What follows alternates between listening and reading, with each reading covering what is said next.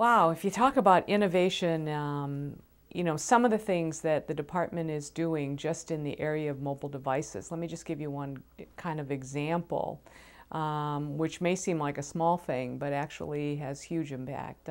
For instance, one of the things that a pilot used to do is to have to carry around stacks of maps and need to be able to use those depending upon the situation. And now we have a pilot going where we've actually loaded those onto an iPad, and there's actually a way for the pilots to be able to access that information much more quickly, which is just one small pilot. We're doing some great work around actually being able to use the technology in the field, and we're very concerned right now, for instance, about energy savings. So the Marines are doing a lot of innovative work around a Marine only having to carry one battery and then having solar panels that they can, when they stop somewhere, open them up, recharge the battery, recharge the devices. So it's a combination of being able to support the troops in the field, but also from an energy savings perspective, actually being able to use some new technologies. And those are some of the things that you're going to see grow in the future.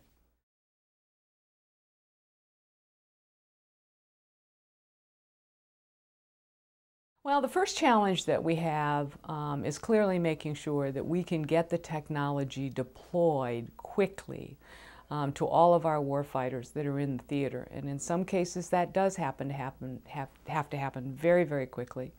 And another part of that is now, when we are in theater, we have to make information available between ourselves and coalition partners. So Libya was a great example.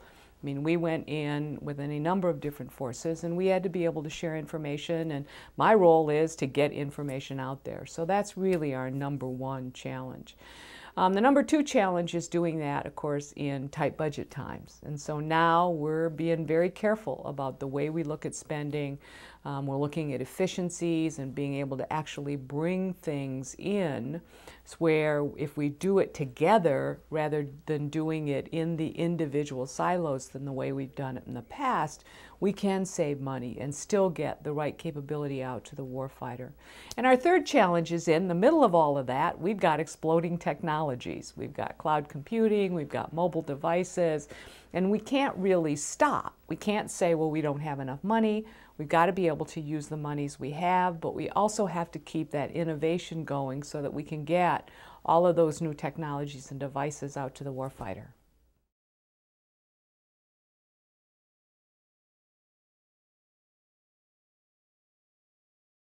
The most rewarding part of my job is actually being able to support our troops in the field.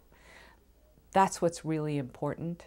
I have the opportunity to go to different award ceremonies. I have the opportunity to actually be able to talk with individuals who have come back and talk to them about what we can do from an information technology perspective.